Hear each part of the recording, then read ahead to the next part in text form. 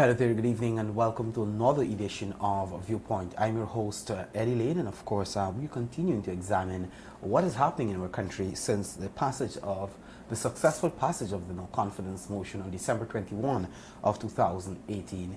As it is now, we are just over 20 days away from the expiration of that 90-day constitutional timeline for the holding of elections, general and regional elections, as a result of the government's defeat by way of a no confidence motion. I have with me in studio Mr. Hugh Todd, University of Guyana lecturer and of course a member of the People's Progressive Party Civic.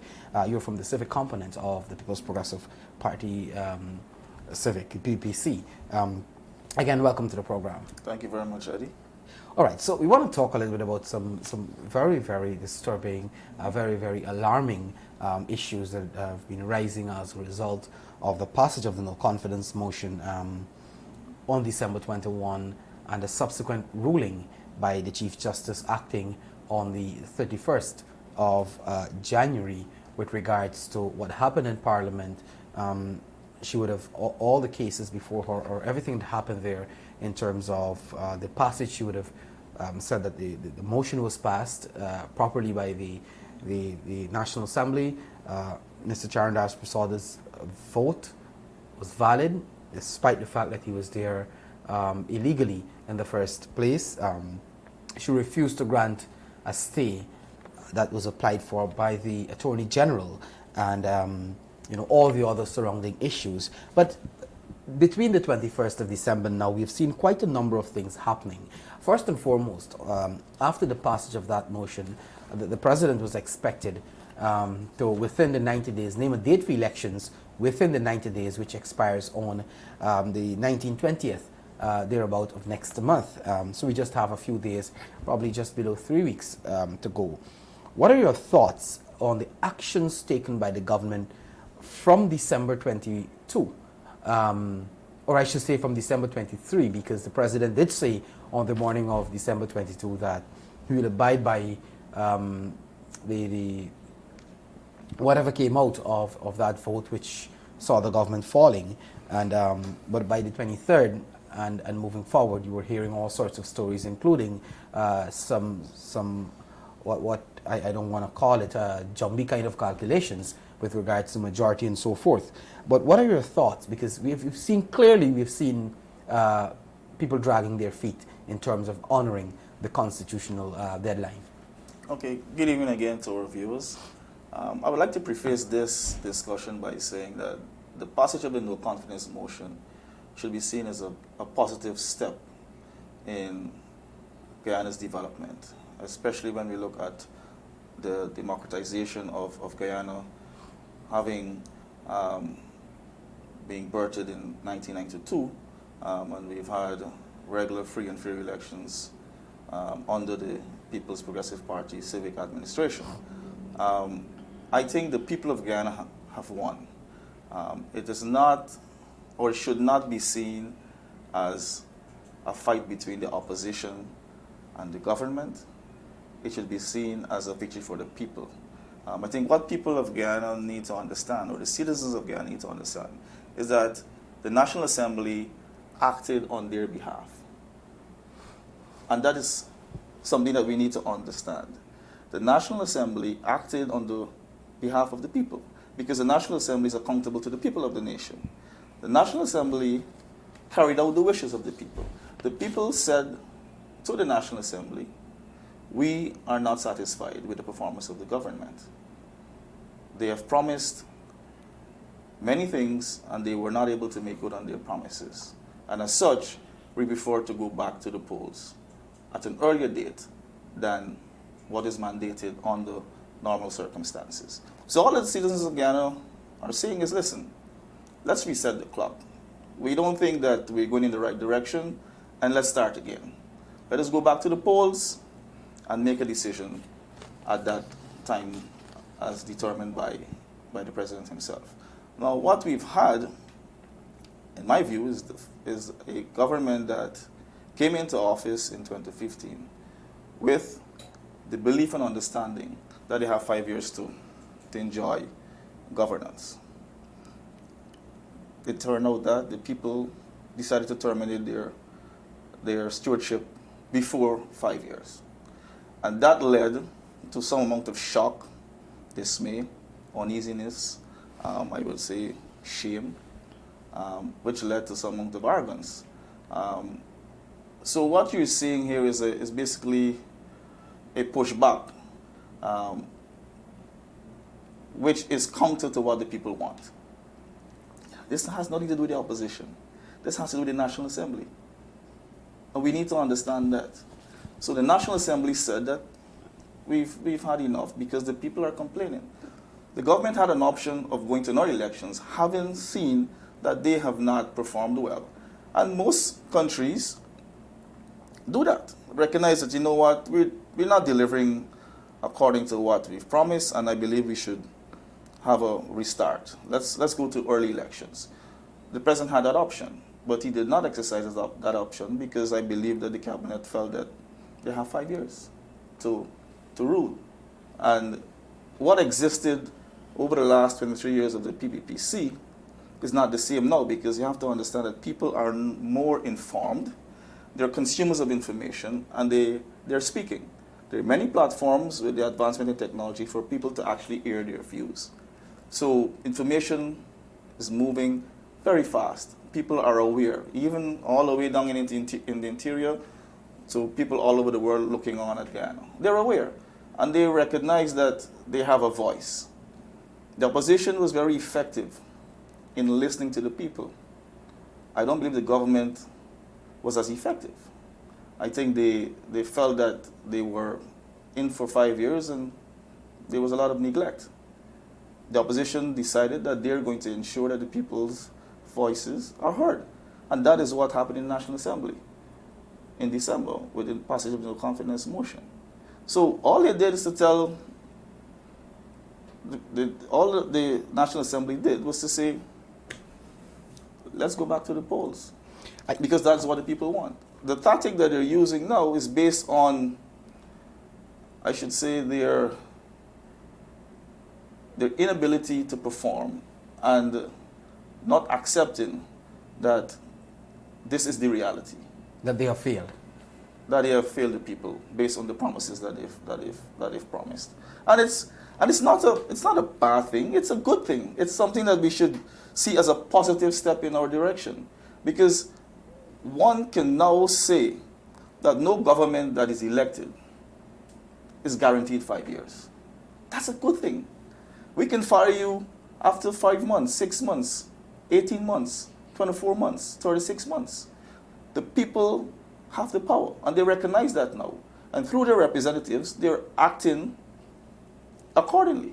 And we have to accept that, and we should see it as a plus and a victory for the people, because it's about the people. If we're going to say that we're a democracy, it's about the people electing the representatives, and the representatives are there to serve on behalf of the people.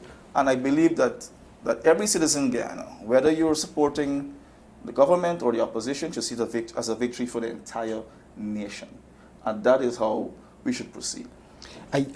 But that is just one aspect, where the motion was passed. It was the people's representative in Parliament that spoke on their behalf to say, your time is up. You failed us, and it's time that you go, or it's time you return to the polls. If the people think that you would have done fairly well, if the majority of Guyanese think you would have done fairly well, then when they cast their ballots on elections day, then the results of that will really speak to your performance. But since the passage of the no confidence motion, we've had a case where the Prime Minister himself, in a subsequent press conference just after the passage, conceded that the government has failed and that we need to return to the polls in 90 days. The President subsequently, the following day, echoed similar sentiments, that the government would have failed and that he's going to honor the Constitution and so forth. But what we're seeing now is a blatant refusal by the Granger administration, including the President himself, backpedaled on the very commitment they gave just after the passage of that no confidence motion. And one has to understand that one of the themes under which this coalition would have campaigned to get into power was about preserving democracy and a whole host of things, which turned out to be all promises, by the way, unfulfilled promises, so to speak. But we've seen now that the president is refusing to name a date for the elections within the constitutionally stipulated 3 months. And they continue to display a high level of unconstitutionality, putting the country to risk, because we're heading at a very, very fast pace, at a probably lightning speed, towards a constitutional crisis as a result of the reluctance of the government to accept that they were defeated and to say, let's go back to the polls, let's preserve our democracy, let's give people a chance to determine whether they want us to continue as a government or they want somebody else to run this country. Let us talk about what we're heading to. Well, I think it's clear that we have just about, 21 days before the statutory time would have elapsed. And I think both sides, including civil society, are aware that a crisis is looming. The Chief Justice said it herself, that if we do not uphold the Constitution, that the government will be illegal once that time has run out. I believe that the government is trying to explore every possible avenue to see how they can thwart or change the decision that was made in Parliament, and they're using the courts, and that's a legal process, and they're entitled to that. Whether it's prudent can be argued, because how much responsibility are they showing if they're taking us through the courts, knowing fully well or being aware of the fact that this is something that should not be challenged? This is clear. Using the courts as a delay tactic, hoping that by some luck or stroke of luck that something will magically appear and allow them to remain in office beyond the stipulated time. But I believe that the president and his cabinet, they're pretty much aware of the discontent. And the world is watching. I don't believe that they will want to embarrass themselves internationally, having touted themselves as this new dispensation that would lead Guyana into a beautiful and bright future, and having failed in just over 3.5 years, would want to end their record on such a sour note. I believe that it is just a delay tactic. The development that we heard yesterday of the president wanting to meet with the opposition leader, I think it's next Wednesday. Yes. I think that is a positive development. I hope that good minds will prevail. I expect, or I would hope, like every other citizen of this country, that a date will be announced, funding will be available, and we can get the machinery of GECOM going, so that the people's fears can be put to rest. Because people are anxious. There's a lot of uncertainty in the business community.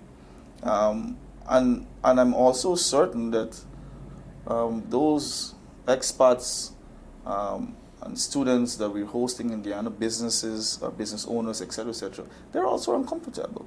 And we need to show the world that we are responsible in treating with our democracy. You have to understand that this is the Constitution, the supreme law of the land. No one is above the law. So that it is only fair and right that the government uphold the Constitution, because they expect us to do the same thing. So they need to lead by example. And I hope that come next Wednesday, we get some fruitful discussions out of that meeting, and we can proceed. That will avert any fears of a constitutional crisis, And I think the timing is, even though it's a bit, I should say, late, we still have enough time to put our minds together and work out a proper plan to avoid that crisis.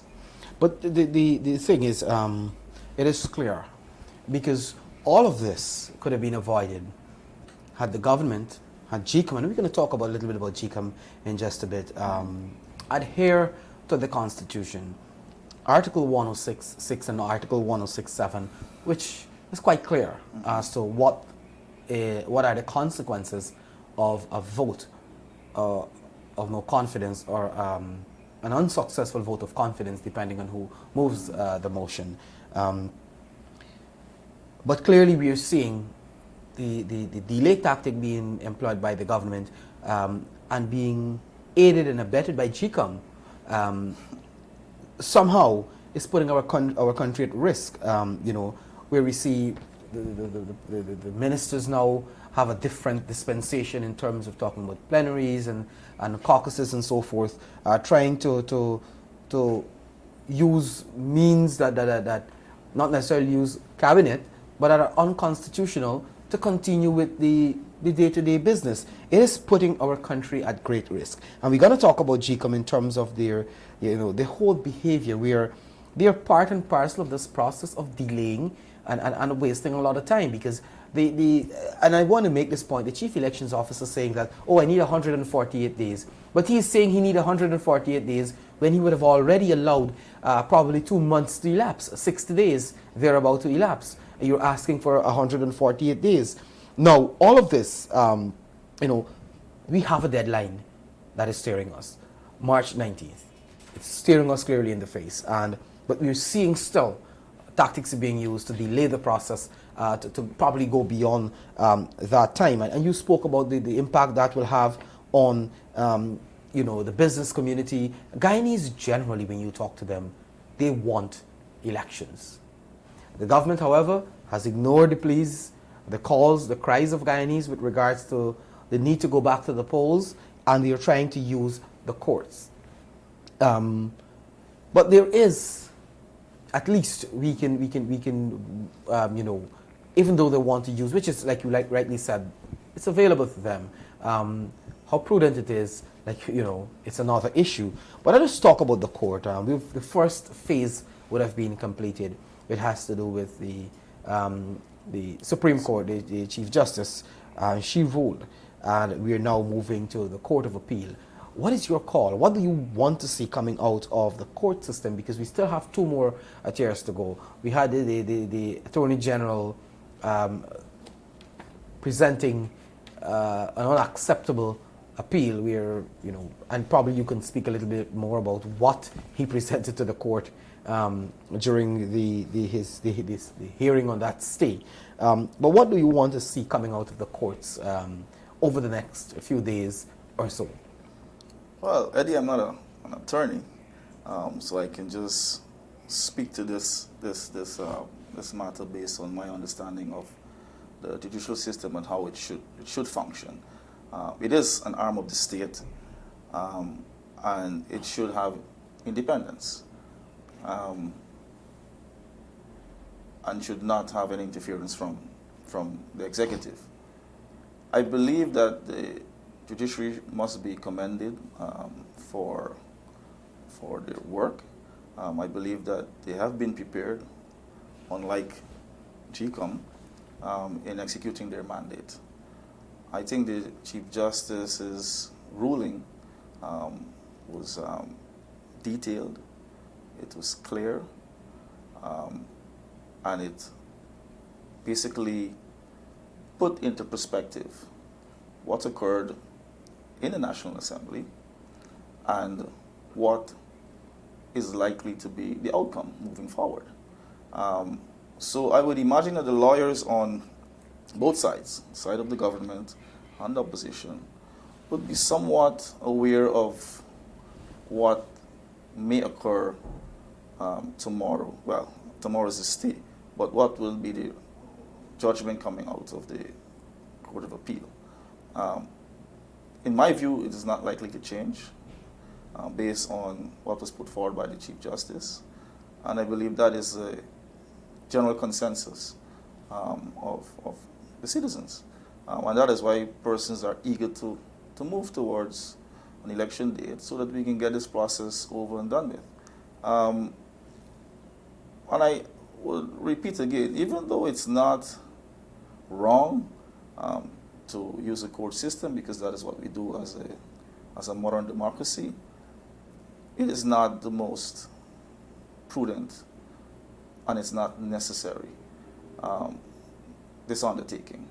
I believe it's clear from the time the speaker pronounced, and I believe that the government should have shown some grit and some confidence in moving forward with a date without having the court tied up in this matter.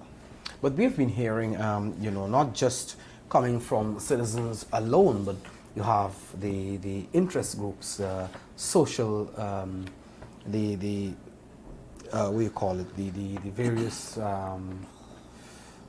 organizations, you know, in the country. I keep asking that, you know, there should be some expediency in terms of dealing with these matters at the Court of the Appeal, the stay, the dealing with the matter of the stay, which I think we're all convinced will not be granted because the Constitution is clear. And also for the Chancellor, you know, to exercise that level of patriotism and to do her patriotic duty in terms of ensuring that these appeals are dealt with and disposed of in the quickest manner so that we can move forward. But even if that happens, we have to move to the level of the CCJ. Again, your thoughts as we move forward. I think it's quite clear that there will be no change in terms of this Chief Justice's ruling when this matter comes up on Friday, I think it is, before the Court of Appeal. Well, Eddie, since there is a meeting that has been scheduled between the opposition leader and the president, I don't want to preempt the discussion and make any strong pronouncement. But what I would say is that the court system has been very steadfast. It has been very reliable, and it has done the citizens of Guyana good. I believe that on the side of the government, they have been a bit tardy. Could be intentional or unintentional, but at the same time, the citizens of Guyana expect some amount of urgency being given to this situation, because you're putting people's lives on hold, basically, especially the business community and those who are interested in doing business in Guyana. It does not prevent the president from calling a date and give instructions to GECOM to get going. It doesn't prevent the president from doing that. So he can do that. He can say, I will meet with the opposition leader, we'll decide on a date, and they can still pursue the court action. Both can happen simultaneously. I hear you. I hear you, Todd. But what I'm saying is that, you know, it's clear. The Constitution is clear, like I keep repeating, dealing with issues of no confidence motion and the consequences that flow. It is likely the appeals court will not change or overrule anything that the Chief Justice would have done. And the possibility, very high possibility, exists to show that the CCJ may not, because all of this basically, you know, run opposite to the laws of Guyana, the Constitution and these provisions. Any diversion in terms of ruling will clearly be an attempt to overrule or to supersede the supreme laws of this land, which is the Constitution.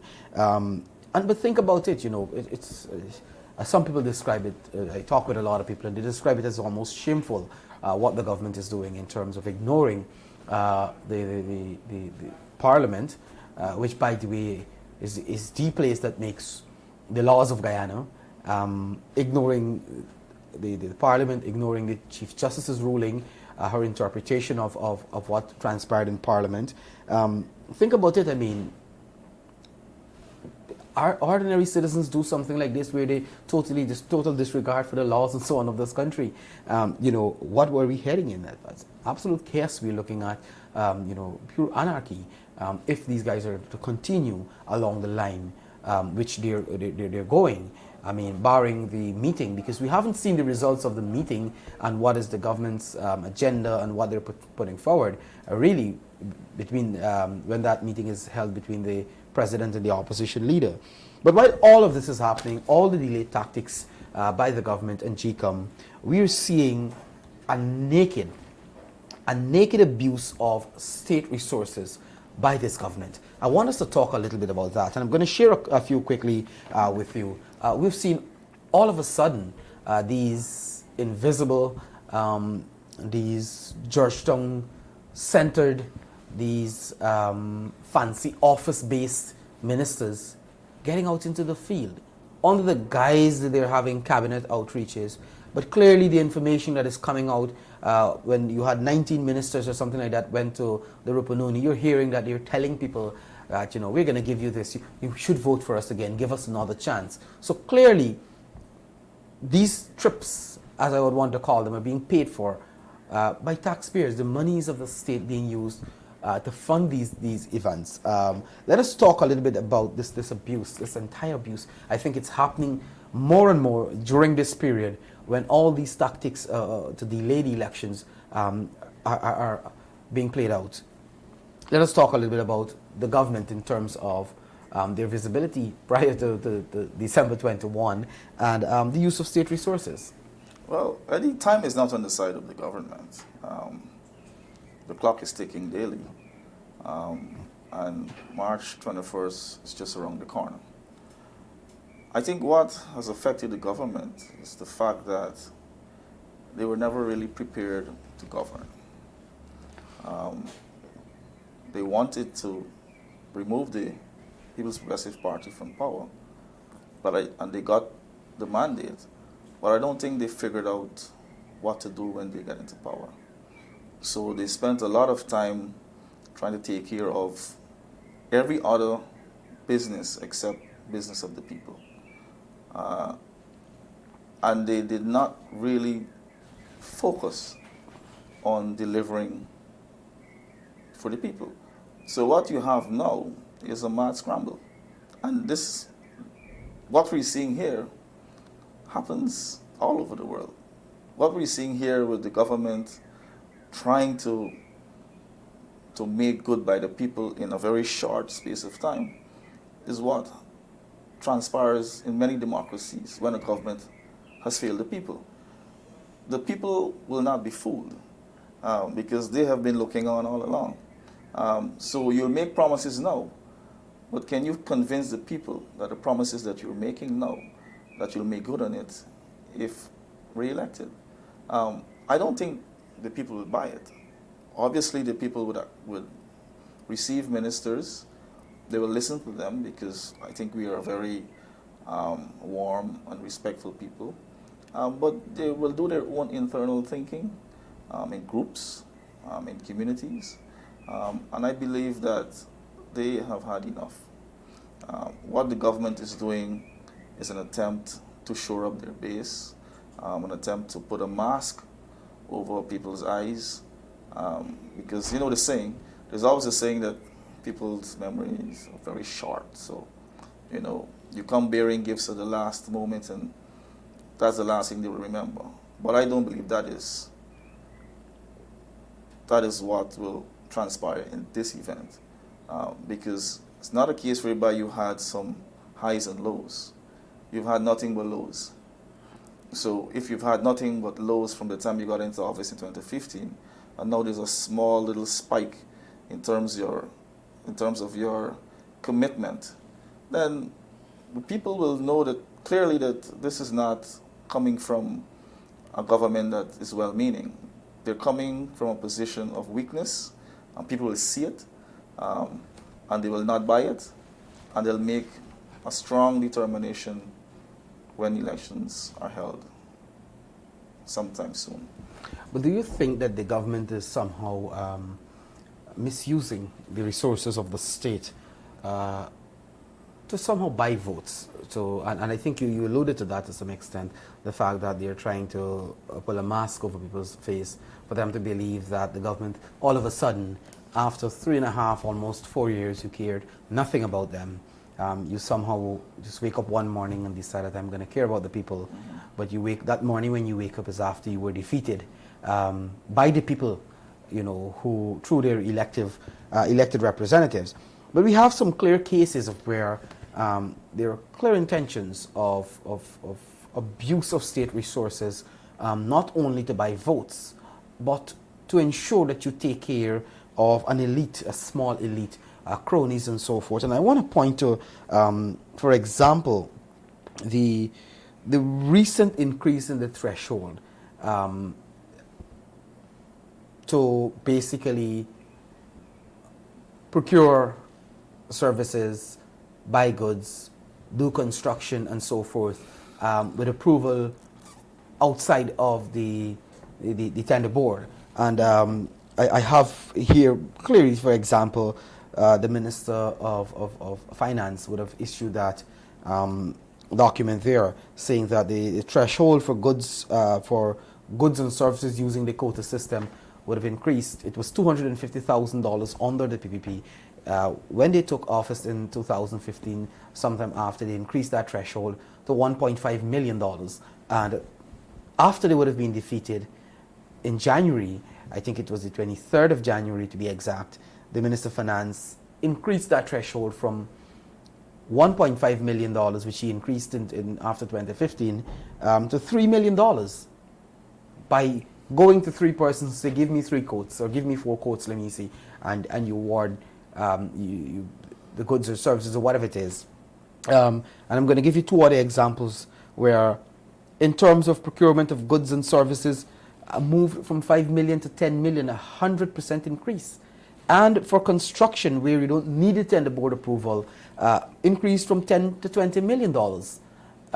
This is a case where you can simply go and say, you give me a tender, X person you give me a tender, that person give me a tender, and you take them, and if you and that minister are friends, you award you the contract, you know, because you don't have to go through the scrutiny of the tender board. So, you know, when you look at these things, it clearly shows there is a deliberate and direct attempt to clean up the treasury, you know, because you realize that your time is over. What are your thoughts on the actions again of this government with regards to you know, abuse of our state resources in all forms and fashions?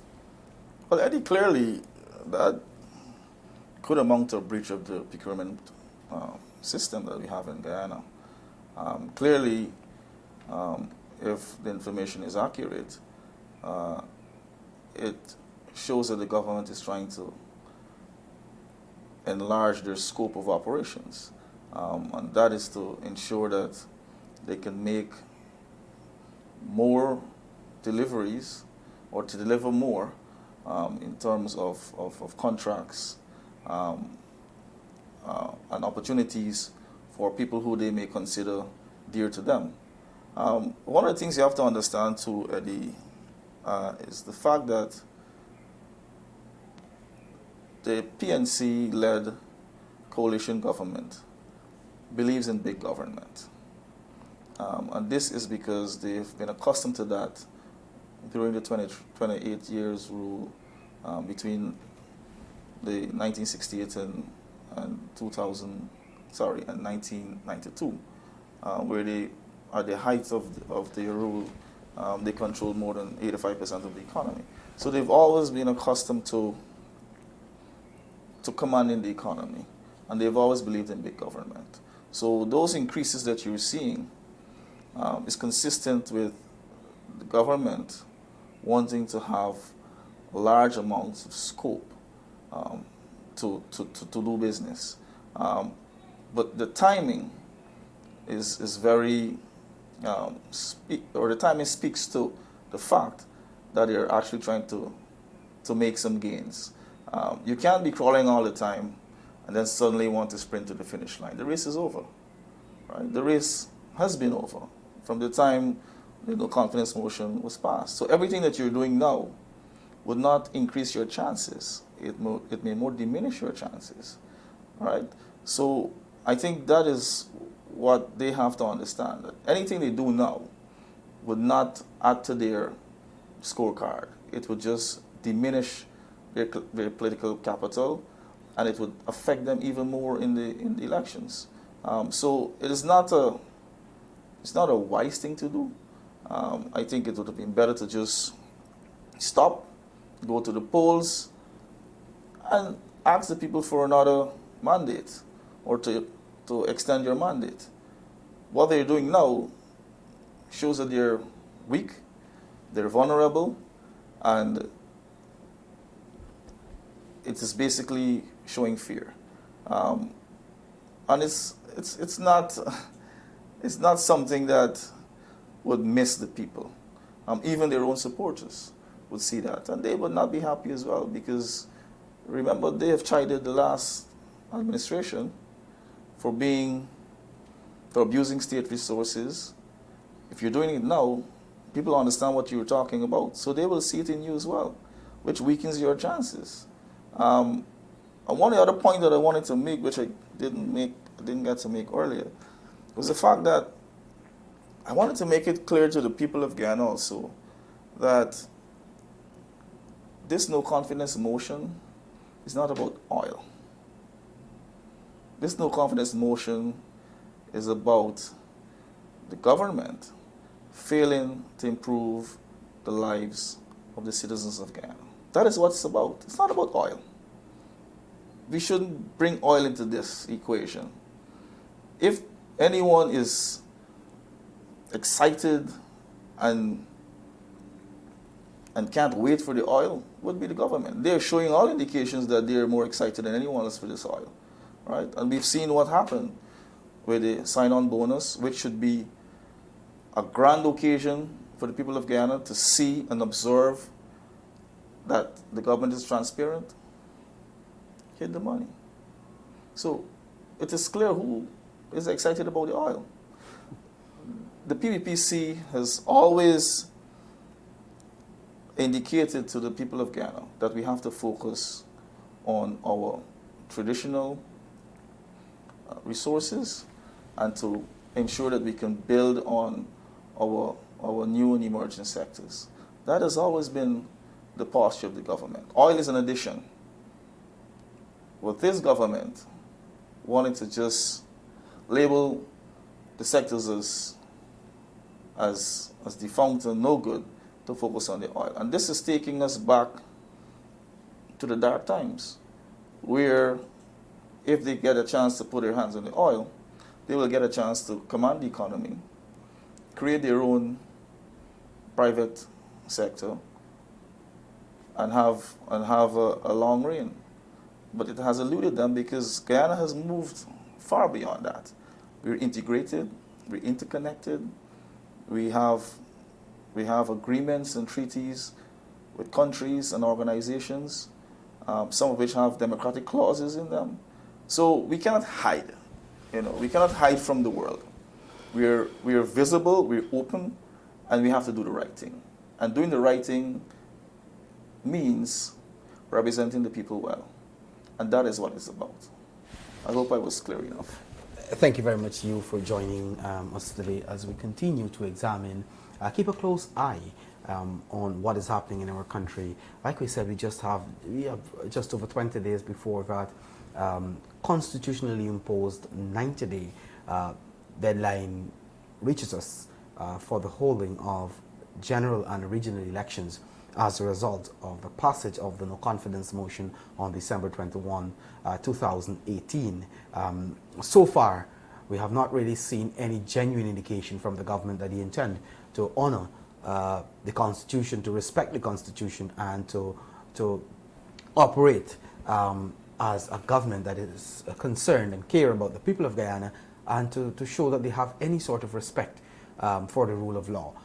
We're going to continue to examine to keep you informed as to what is happening in our country with regards to the APNU+AFC coalition and the manner in which they're operating, on many occasions it being unconstitutional. And of course, after that 90 days are up, then the government itself becomes unconstitutional. Again, Hugh, I want to thank you for being here. Thank you for having me. And of course, we want to thank you for joining us. We're going to continue to have this discussion as we go forward. Have a good rest of the evening. Bye for now.